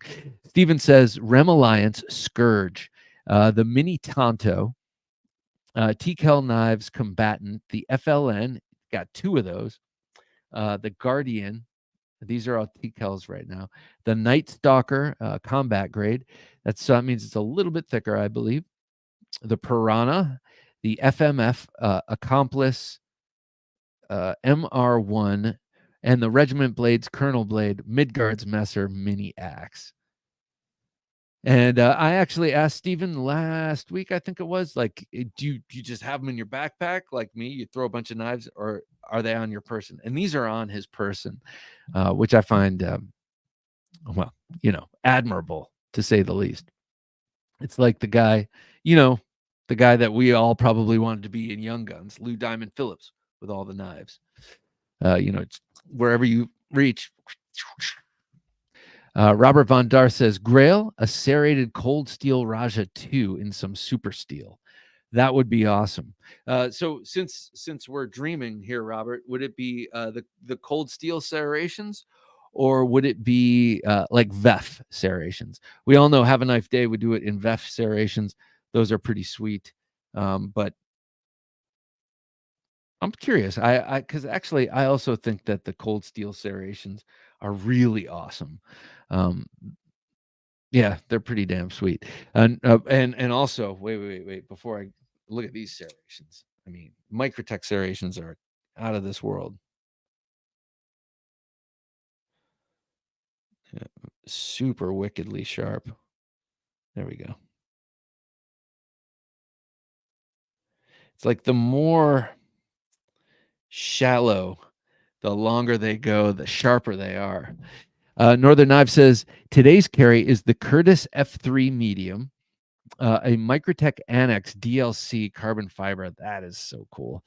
Marfione custom tactical beard comb, the tactile turn zirconium side click pen, and the Lynch Northwest all access. Oh, okay, sweet. That's what we gave away. Marfione custom tactical beard comb. So is that in the body of a Troodon? Is that what that is? A combat Troodon, that beard comb? I mean, that's a huge flex. You're just like, $300 comb. This is not long for this earth. I'm a beard tourist. We're getting, it's pretty damn warm out. Maybe with the next haircut, it goes and you see a fresh face and much younger looking Bob DeMarco. Never Enough Knives 007 says, today was the Sencut Serene. That's a nice one with the aluminum. The BGM Knives Quaken, excellent. The Cold Steel Serrated Spartan, and the Victorinox Huntsman. Never Enough Knives. That is, you've got all the bases covered from hollow ground fixed blade custom to Send Cut Serene, like total opposite end of the, like budget, but still awesome cutter. And then just in case it goes down, you got that Spartan. Gus says, I'm excited to see the custom from Northern Knives. When will it be teased? Yeah, let us know. When will it be teased? And tell us what you don't even have to paint a picture. Tell us what your design requirements were. Like it has to have a tanto, or it has to have a flipper, or has to be in titanium. Let us know. And also let us know when you're going to tease it, as was just requested. Craig says, today's carry, Cold Steel 8010, 8015, Formax Scout. All right, just don't jump in the water. XL Tie Light, Black Talon Serrated, the Carve, the Con, the Engage. Okay, so that's 8 Cold Steels on you, plus Demco 20.5, Spyderco Resilience, Manix 2, Camillus Vortex, and Kaiser Graziazzo in brass and micarta. Did I count right? You're carrying 13, not wait. 1, 2, 3, 4, 5, 6, 7, 8, 9, 10, 11, 12, 13. Craig, you're carrying 13 knives today, man. You got to either take one away or add one. I'm just saying. That's pretty impressive. 13 knives. All on your person? Or are you throwing them in the backpack like me? Professor EDC, good to have you here, sir. Bob, Jim, Fellowship of the Knife. How's everyone doing? Hope all is well and sharp. All is real well here, sir. Hope all is well with you down south of the border. Let me know what were you carrying today? I think I know one of the knives you may have been carrying, but let us know. What were you carrying? Mark Herrera says, caress that button. I agree. Nathan says, today's EDC was my Concept Corvid S. So that Corvid, that is the cleaver, right? The Cold Steel 8010 Tonto and my QSP Hedgehog in golden carbon fiber. I love the Hedgehog. What a great knife. I wish I didn't drop mine on its tip. Dave Jones says, Para 3 murdered out in S45 VN and Benchmade proper 318 in S30V. I have the proper. I have a first run proper. I remember I got it at REI one year when I had my my dividend, and it was a lot. And I got that, and I was so bummed at the action. It's okay. It's a fine knife, but the action on mine, it was early. They didn't know. It's like my parents' generation was smoking cigarettes. We didn't know. We didn't know it would kill us. Well, it was the same thing. They didn't know about action. We didn't think action mattered in a slip joint. Isn't that the whole point? Dick Richards says, learn to use the offhand and carry twice as many weapons and attack whilst defending. Hey, first of all, Dick, whilst. Are you in Great Britain? And second of all, I agree. Definitely learn to use your offhand. And also, this is why I moved from over here 3 o'clock position for a fixed blade carry to appendix, unless I'm carrying something large, which is rare. But this and a couple of other knives like my my ruffian and stuff, I have to carry just over on the side. But anyway, my point is to his point that not only learn how to use the offhand, but also have the knives available to the offhand. And it's very difficult to reach all the way around to this side of the body to grab it. Whereas if it's in the center, even if I land on my face, if I can get my hand under there on either side, hopefully I can pull it out. But just remember, if you're lying on your belly and you're pulling out a knife that's in your belly, in your waistband, you could cut yourself. But all that said, I think that you're right. Learning with the left hand or your offhand is really important. And then having something available to that hand is really important. And let's not imagine that a neck knife is that knife, because if you're in that situation, you don't know where the hell that neck knife is going to be. You might be in a rush to take that thing off from around your neck. So I wouldn't count on the neck knife being that centralized knife that you can reach with either hand. Professor EDC says, today's carry, Strider SNG. Yes. and White River Sendero. White River has some nice knives. Strider has some nice knives. Chris Corliss says, my ESK is a Wenger Blades Pilot. Oh, nice. It's Dave's take on the classic military aviator survival knife. How cool. His take reminds me of a shortened K-bar with a sawback and linen micarta scales in backpack. That sounds awesome, man. Oh, wait. I forgot to show you this. This is the TS. I always forget the number. Sorry, 175 in D2 titanium and burlap micarta with this amazing button lock. The action on this is exquisite. This is a gift to the channel, or gift to you from this old sword through me. So this is the Gentleman Junkie giveaway knife for this month. It'll be next week. We'll be giving this away. This is a Tepe design, just as beautiful as it looks. It is stout, a very nice, broad and thin, high flat grind, very thin, slicey blade on this. Great Tonto point. You got that swedge up here for superior penetration. Contoured handle scales. So when you look at it from this aspect, you'll see that curvature.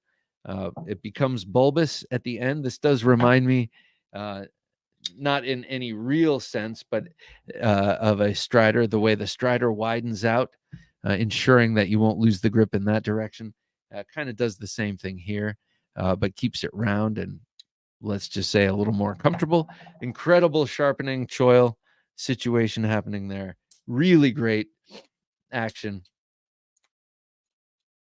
A stout knife indeed. So this will be next week's Gentleman Junkie giveaway knife. If you're interested, go to TheKnifeJunkie.com/Patreon and you can sign up there. And we talk about it quite enough. Your opportunities are there. You'll see the QR code if you want to scan it. It'd be greatly appreciated. Robert Strebin says, hey, Bob, with St. Patrick's Day this Sunday, will you be carrying any green on your knives that day? Yes, I will. Thank you. Yes, I will. I'll do all green carry. I've got a number of green knives. You know what I will carry is my something I don't carry much very often. Green Tractor Bone GEC Improved Trapper. I will carry on that day. Stevens Grail is the Max Ace Hella EMSKFLN. Max Ace Hella. Which one is that?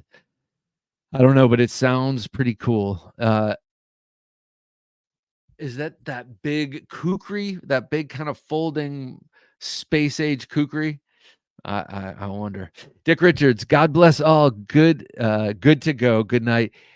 Dick, have a wonderful, wonderful evening and have a great weekend. Remember, it's Thursday night. The weekend starts here. I like saying that. Have a great weekend. Thanks for joining us, sir. James Moore says today's carry, or carrying today is what he's actually saying. Flip slip folder from Dmitry Sinkovich. Damasteel blade, carbo tie scales, and his signature loomed inscriptions. Oh, cool.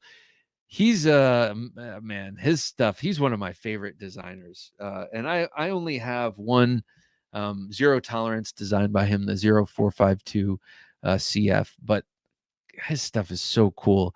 And I feel the reflected glory of knowing someone who has one of his knives. James, that sounds awesome. I'm actually not sure which model that is, but it doesn't matter because Dmitry Sinkovich is one of those guys that my eyes, whose designs my eyes love, like this dude right here, Matthew Christensen. Nice to have you here, Matthew.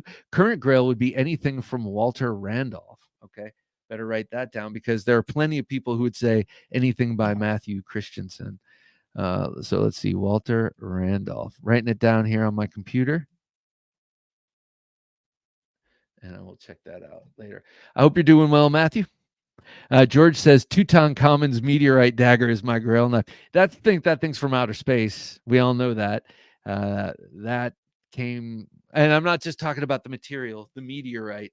Like, all right, maybe it's not from outer space, but perhaps it had some assistance in its making from from outer space. Okay, so you guys all think I'm a crackpot, huh? Steven says, Grail of all grails, authentic Japanese samurai sword. Oh, dude. So, Steven, I used to live in Manhattan, and the Met Museum, great, obviously, lots of really great museums in New York City. And the Metropolitan Museum of Art, big, giant museum. You walk in there and it's like $25 to enter. And then if you look below that, it says, at least it used to in my day, suggested fee.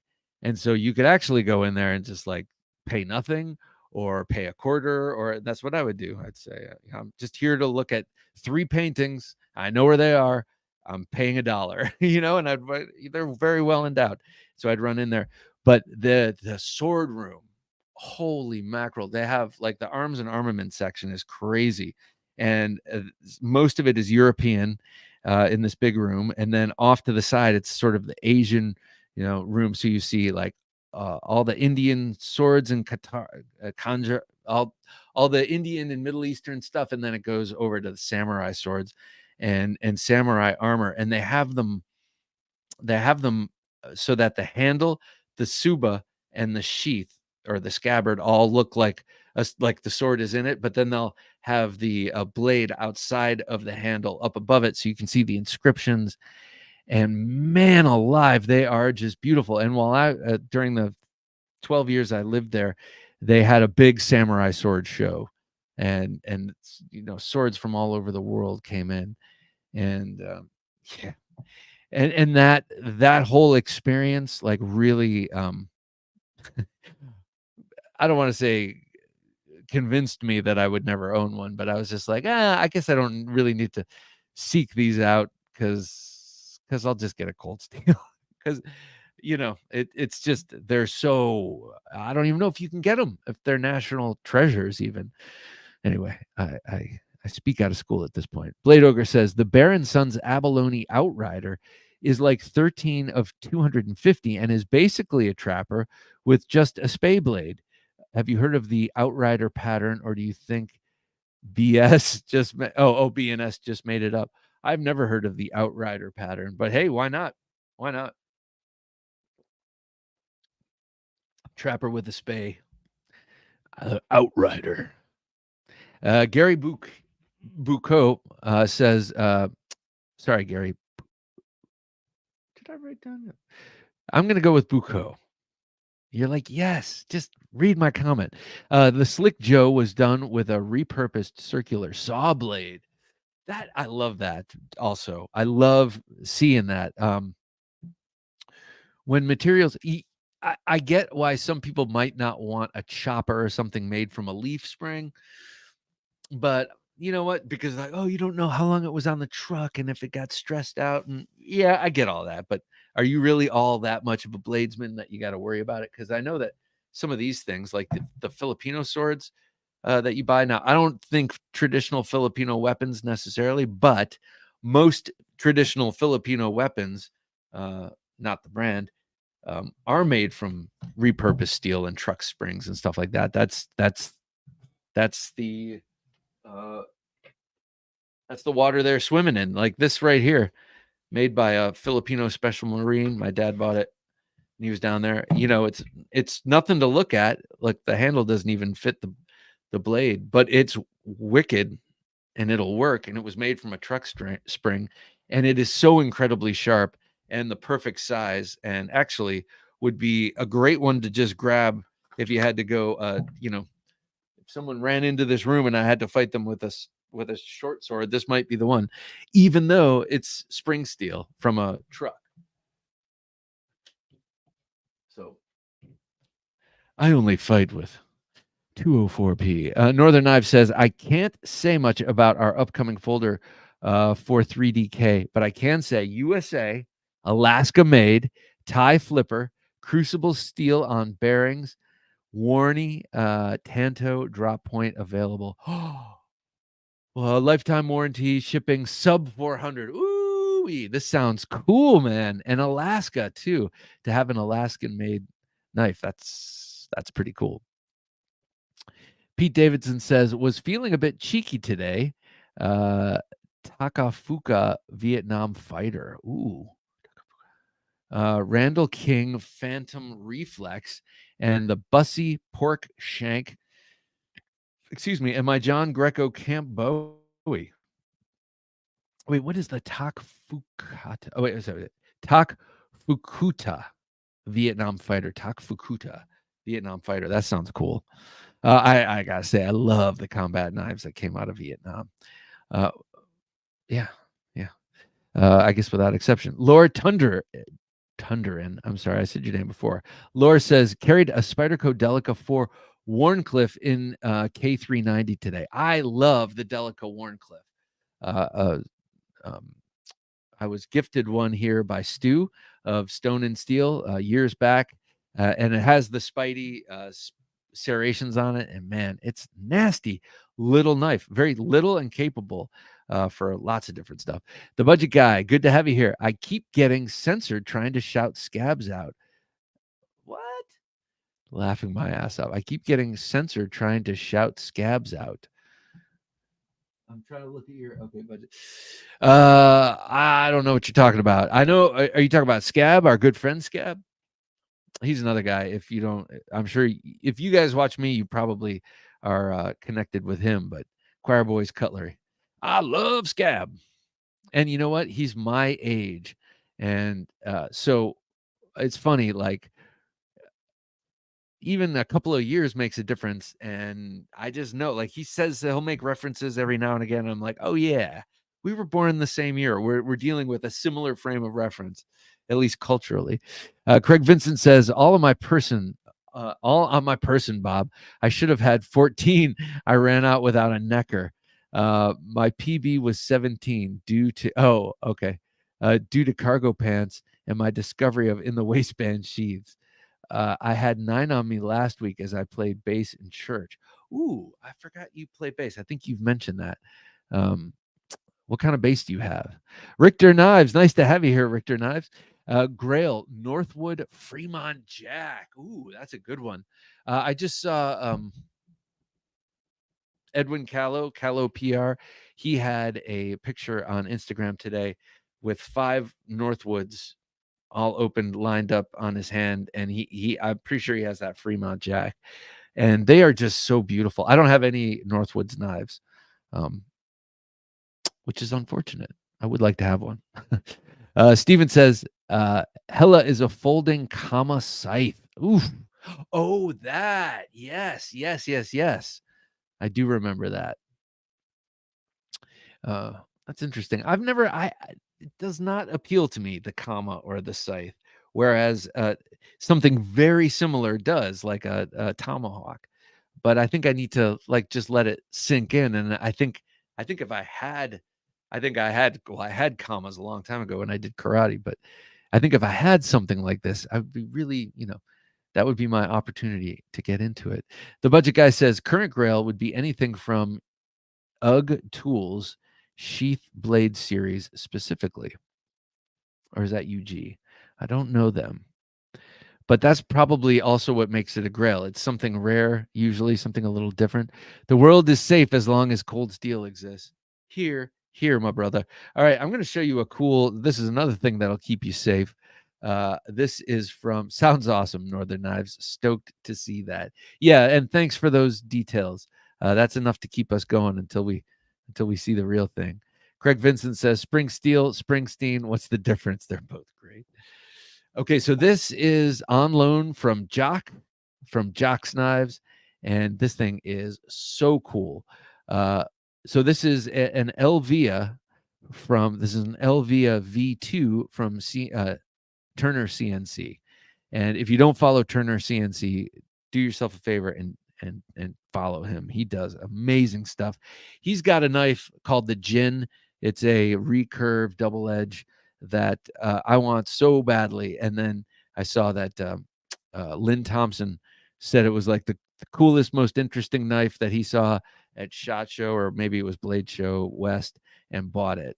And man, that's a huge endorsement. But anyway, this is his Elvia. And the reason I keep showing it in the sheath is this sheath is brilliant. It's ambidextrous, so you can put it in either way. And you'll see when you see the knife, it is definitely not a dagger. It is not a an ambidextrous looking knife, or it doesn't look like it should fit in there. You can see that on the clip, the TD, that's for Tracker Dan.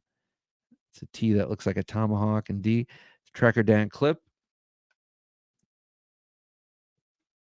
Okay. Still has to break in a little bit, but here is the unbelievably wicked collaboration with Ed's Manifesto with Ed Calderon. Here's your Elvia V2, and it's bigger than the V1. When Jock bought the V1, he had it shipped here, and I sent it to him. I had a chance to check it out, and I loved it. I loved the knife itself. I did not like the sheath at all, but this sheath fixes that problem. And man, this thing is just wicked.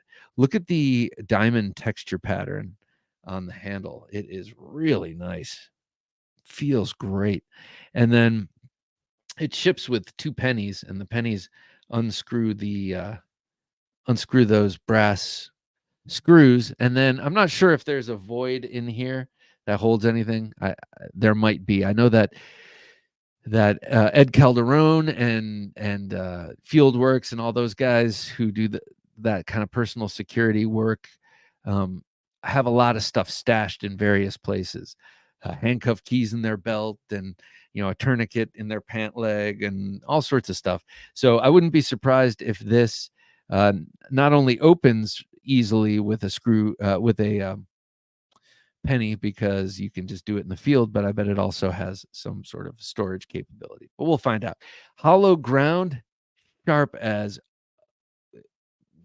anything. Sharp as anything. It's so sticky sharp, and you could just lay waste to any sucker who steps to you with this. And I would only say that if that person is, I feel like people just in general these days feel like they have the right to mess with other people, and they don't. And those are the people I'm talking about. Of course, we don't espouse violence. Violence is a solution that you should try other things first, obviously. But if you've tried other things and it's going the violence route, and you have this on you, I have no doubt it will do some good work, I guess. I don't know. It's hard for me to say because I've only ever trained it. So it's only ever been in an imaginary sense, thank God. And hopefully it stays like that. Man, this thing makes me not envious, but it makes me jealous. I really love this thing, and think I need to get a Turner CNC knife in my life. First, that gin. Second, his buoy is awesome. So cool, with a really sharpened swedge. So anyone else have a Turner CNC knife? This thing is really cool. Pete Davidson says Tak Fukuta made knives for Frost Cutlery in the 70s and 80s. Made in Japan with surgical steel. Cheesy as all get out, saw teeth and everything, but well made and sharp as hell. I'm assuming hell. Okay, I got to check those out. Pretty sure Tak was the first foreigner in the American Knife Makers Guild. Ooh, okay. Yeah, I do like tripping down memory lane and looking at old knives. It's funny, like one day you realize, oh, something, something, something. Oh, that was 30 years ago. You're like, oh shit, 30 years ago. Look at me. I'm talking like I used to hear Grandpa talk. Oh, that was 30 years ago. 30 years ago. How can someone remember that far back? But there are certain things that bring memories back. Knives for me are one of them. Songs, obviously, smells, but maybe even talking to some people. But knives for sure. And you can kind of mark your history looking at them. Doug Bowl, nice to have you here, Doug. Hey, Bob, good to see you. Well, it's good to have you here, man. I was gonna say good to see you too, but I'm not looking at you. But good to have you here. Oh yes, check out the featured T-shirt of the week. Jim's got not just a knife, a lifestyle. So Jim has been working on these awesome T-shirts, and every week he has a new one. There are pages and pages now on TheKnifeJunkie.com/shop of really, really cool knife-themed shirts. Now, if you didn't get your hands on the St. Patrick's Day T-shirts, doubt if you order right now, you probably won't get it by St. Patrick's Day, but you'll definitely get it by next St. Patrick's Day. And so you might want to do that. If you saw last week, really cool knife wielding leprechaun illustrations that Jim came up with. So do check that out. Craig Vincent says, I sold some gear since I got into knives. I'm down to 4 axes, ESP B4 Sterling Stingray. Oh, nice. ESP B4. I'm assuming that's an ESP base. Sterling Stingray by Music Man. You got rid of that? Oh, that's such a nice base. A Schecter Stiletto Custom, an Ibanez Micro. Oh, I have an Ibanez Micro right here. That's what that is. And 4 rigs, Mark Base, Ampeg, GK, and Ibanez combos. Damn, man. That's dedication. That's dedication. The Stingray, that's gotta hurt. But think of all the cold steels you could buy with a Stingray. You could buy a bunch. But as long as you are still playing the bass, I know you are, so that's good. All right. So this old favorite, I don't want to say I forgot about it, but I was just thinking before about, because I was looking at Miguel Barbudo's page and I was looking at the Navajas, and this is what came to mind, because this is the modern day equivalent. This is the modern day send up of what those grudging Spaniards carried. I say grudging because these were used to settle grudges, just like the swords that they were no longer allowed to carry. So they started carrying these. Bada bing, bada boom. A fight popped up and they had something close to a sword. I'm going to go to the main camera here so you can see. Look at this. Look at this. I got some serious reach on this thing. If I'm holding back here, maybe for safety, I hold on to that trigger. But it's like having a machete. Here. Here is a 13-inch. Look at that. You have almost the same length as a short sword. This is kind of a short sword or a big knife. We've been through this. But yeah, this thing is amazing. So I did see that they came out with a red and black version of this this year. And this is an older one in the AUS 8A steel. So, and the hollow grind. I'm not sure if they're doing the hollow grind on this anymore. I really hope they are. I know they're not doing the hollow grind on the large version. This is the XL. I kind of hope they are, for 2 reasons. First of all, the hollow grind is superior for this kind of knife. It's a fighting knife, for sure. But also, it's a heavy blade. Going from I noticed with the what is that? The cold steel buoy that has the sub hilt with the rubber handle. That one, when it's hollow ground, has a very nice balance and feel to it. When it's got the blade like it is now, flat ground, there's a lot more material there. It's more blade heavy. It doesn't feel like the same knife. Like a fighting buoy should be light and lively in the hand, not a chopper, not a blade heavy thing. Nice. Yes, agreed. Yeah. I bet you could find this. I'm only saying that because I don't know, but I bet you could find this on eBay in the substandard AUS 8A blade steel and still get a pretty good deal on it. Pete Davidson says, it's nice pulling out an old knife that was just the top of the pile and comparing them to more modern offerings. Some things have really improved, like flippers, whilst others are still great 30 years on. That is true. Yeah, no doubt. Here, great example is this right here. The Microtech Sebenza. The Chris Reeve knives Sebenza. This is the 21. I know they're now making the 31, and it's a little bit different. But this knife just stands the test of time. I mean, everything about this knife is still amazing. It's still kind of the knife against which everything is measured. This and the PM2, you got a great design when everyone wants it and everyone wants to compare everything else to it because it's so good. So that's what you get there. Just a little news coming up. I did order another knife. This was something that will be here probably on the weekend. Craig Vincent says, I do have 100 cold steels now. Nice. Hence, no more Stingray. Very nice. 100 cold steels. You're really making up for lost time there, man.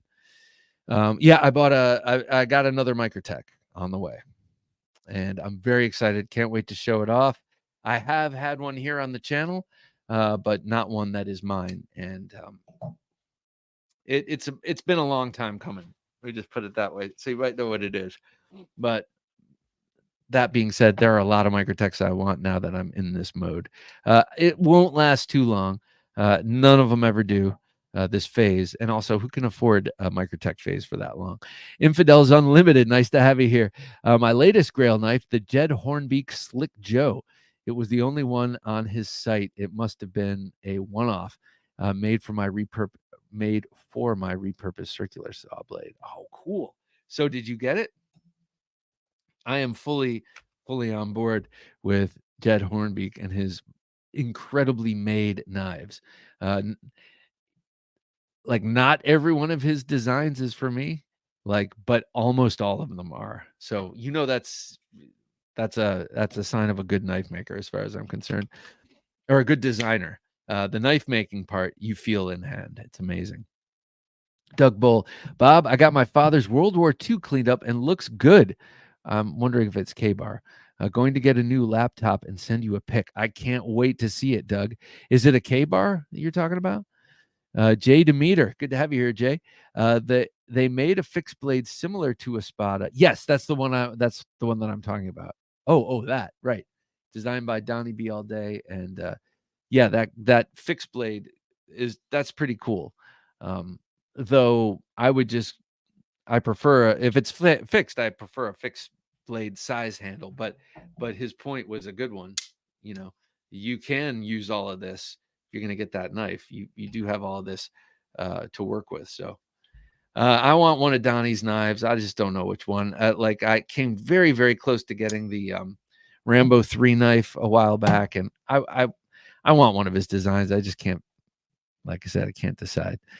Pete Davidson says, I find it funny when people say it's only S30V or D2 when they hold up a Chris Reeve and S30V. Yeah, I mean, it's that whole thing is kind of ridiculous. Like, yeah, I could see you not wanting D2 because of the rust factor. So take care of it. But I mean, S30V is like still a super steal. Dennis McKee says, daily pocket carry. Hello, Dennis. Good to have you here. Tops Little Bro. I love the Little Bro. To me, that looks like I don't have it here. To me, that looks like a fixed blade version of the ProTech TR2. Holy Grail would be the Tops Prather War Buoy. Great knife. Both being Tops is just coincidence. I love Tops knives, and that Prather War Buoy is awesome.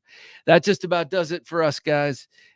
Jim and I are I don't have my numbers up here as I usually do on screen, but Jim and I had an awesome time last night talking with Matt Carlson of Rib Splitter Knife Works. Really good guy, great philosophy, cool self-defense knives over there. So join us on Sunday for Matt Carlson of Rib Splitter Knife Works, and then Wednesday for the midweek supplemental. Not sure what that topic will be quite yet, but be sure to join us next Thursday for the Gentleman Junkie knife giveaway. There we go.